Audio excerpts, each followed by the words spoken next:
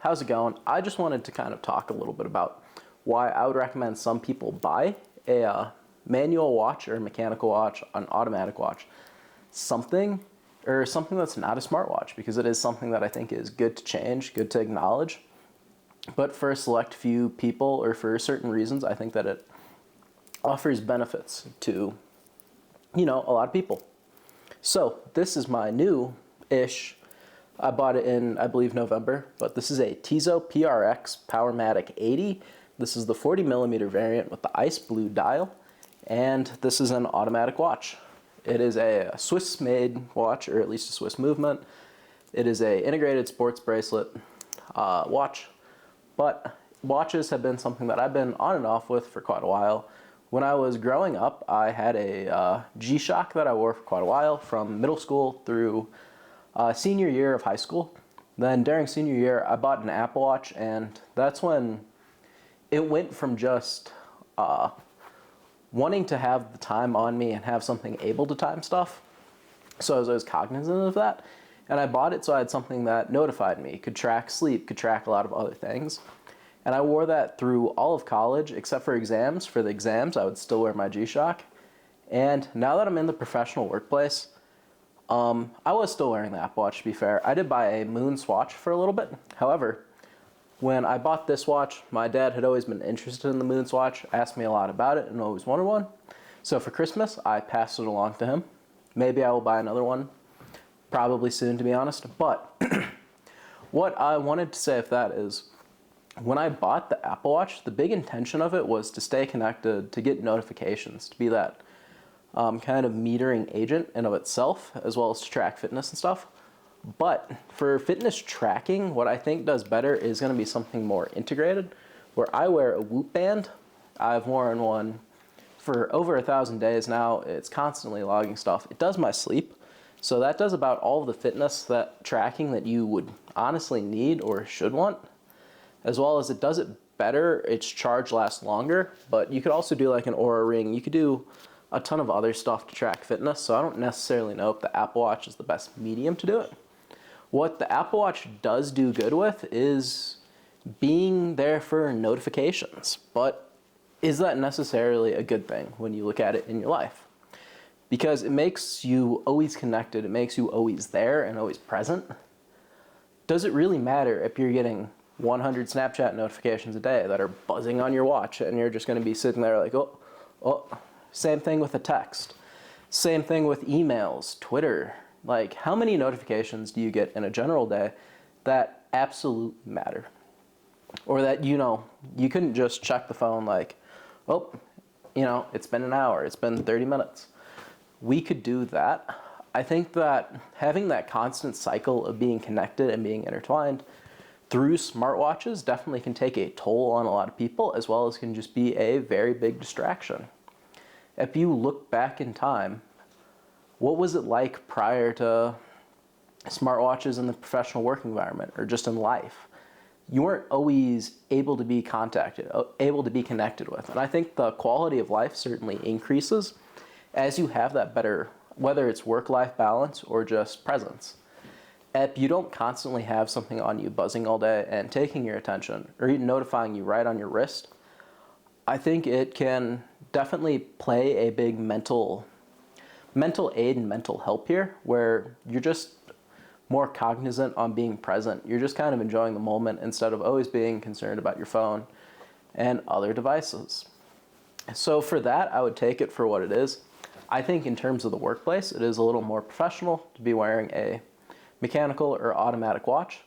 But if you ask me on a deeper level why I've been transitioning more to either a quartz watch, a mechanical watch, or an automatic watch over the last bit of time is, since I graduated college in 2023, I went straight into work within like 2-3 weeks of graduating college. I had moved across the country from when I had moved out of town. So I only had about 2 weeks in between starting work. From starting work until now, I've only had one vacation, or like larger vacation. I've taken about like 30 hours off of work leading up to this. And then I was off from the Monday before Christmas to, it will be January 6th, I believe, when I go back to work. But during that time, I was just go, go, go. I had up to 80, 90-hour weeks.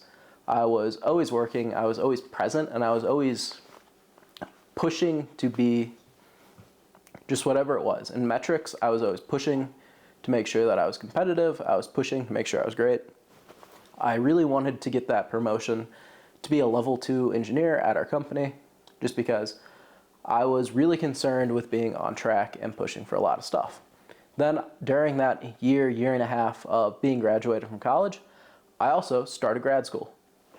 So, it started to hit me once I was in grad school that I never really took the time to look back, appreciate, and just be in the moment for that year that I was off of school to the year and a half or a year and a few months.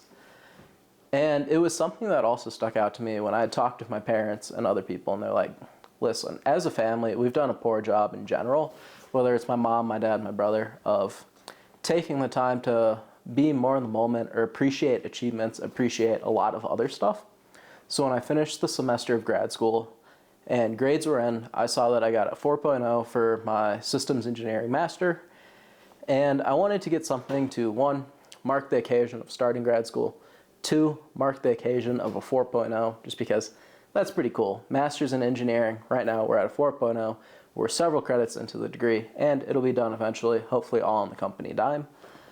But there's something about a just mechanical watch, especially one that you have to wind, even though, there's a power reserve, something a little bit nicer on the wrist, that, 1, it's a physical marker where you're not really going to kill an automatic or a manual watch. It's not like a quartz movement where the quartz could die, the battery could die. It's not like an Apple Watch where there's a timed life expectancy on it necessarily. This is something that, will it get to that point, will it be in the collection long enough that you could pass down to a kid? You could give to your neighbor at, their kid graduates or something. It can technically always be there. Sure, you would have to have it serviced, but in a mechanical movement, especially from someone that my undergraduate degree was mechanical engineering, just to have a purely mechanical device where everything is controlled by gears, by hairsprings, by bridges, by reductions and ratios, as well as you have so many intricacies where there's just tiny joules in there that you're using for a friction reducer so that the watch can, 1, maintain its timing, but 2, it's losing less energy as it is performing all movements. There's just something special about that one to appreciate, especially if you are on the mechanical engineering side of things or you just like purely mechanical stuff. It takes you back to an older time before there was a lot of more microelectronics or integrated circuits, and designs have kind of lost their pizzazz. That's not to say that the Apple Watch isn't absolutely amazing engineering, or smartwatches in general aren't absolutely amazing engineering, but there's always a planned life cycle for stuff, as well as it's just a little bit less special, in my opinion, than having something constantly moving on your wrist that could run perpetually, but not like perpetual motion. 1, you do have to wear this. Since it isn't automatic, it should technically wind based on your movements, but if not, then it's just a little twist of the wrist, twist on the wrist, or you could take it off the wrist. But it's a purely mechanical thing that just keeps time, is going to keep ticking away. And anytime you look at that nice ice blue dial, it just kind of reminds you to, at least for me, 1, live in the moment and just appreciate everything that's going on. 2, since this is purely a mechanical watch, it's not notifying me of stuff. It's not constantly there, but it's something that can constantly run, and it just reminds you of something that's a simpler time. It reminds you of how amazing engineering can be in the, in the past world. Watches, definitely not a new thing, but we've gotten so good at making them. The quality control has gotten so good at this. And also, it's something that, especially as a younger person in the professional workplace, even in engineering, if you are going to wear something like a nicer watch or something that does look, as you move that, you've got that shine off of the links, you've got that shine on the face, and it's just something nicer, where it kind of shows, as bad as it is to say, I do think that it somewhat helps people take you slightly more seriously or just show you that you do have an appreciation for other stuff. You're not constantly involved in technology. You're not always going to be on your phone. It kind of gives you a little bit different of a respect, I think, than being someone in their 20s that's a recent college grad inside of the company where it's like, yeah, they're on the smartwatch. Is the smartwatch really feeding in towards like perceived company value or perceived like aid to the company? No, because depending on your company, you know, your personal phone, your personal like smartwatch, that should not have anything company related on it. So if they do see you looking at it, if they do see you scrolling through your watch just to clear off notifications or check notifications, especially if you're in like a meeting or something like that, guess what? They know, you know, it's just taking away from perceived value to yourself, the customer, whatever it may be. So it's not necessarily the best, but you know, it's all what you make of it. And watches are something that I've had an appreciation for quite a while now. And I am glad that I do have that physical and manual movement where it's just something to remind me to be more present and be in the moment. But with that being said, some watches that I have been looking or will add into the collection eventually, a Tudor Pelagos FXD with the fixed bars, because titanium, sick, fixed bars, sick, as well as a Meta certified movement, sick. I could see myself buying either one of those first, or a Tudor Black Bay. Again, Meta movement, as dumb as it is, I do like Meta certification. Just because, do you ever need that precision? And if you need that precision, guess what? An Apple Watch will be more precise, a quartz movement will be more precise and keep better time, as well as better tolerances depending on what you're going for. But there's just something about how amazing you can get a movement where it's 0 to plus 5 seconds a day, I believe, for Meta, with magnetic resistance, with all of those small moving parts, as well as a long power reserve.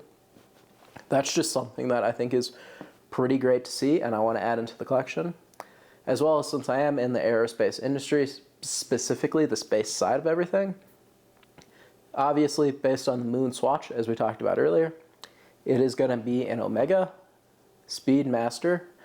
You know, first Omega in space would be a pretty cool addition, but also just the standard steel case Hazelite dial with a metal bracelet would be pretty good to pay homage to the Apollo programs, to us going into space as the US.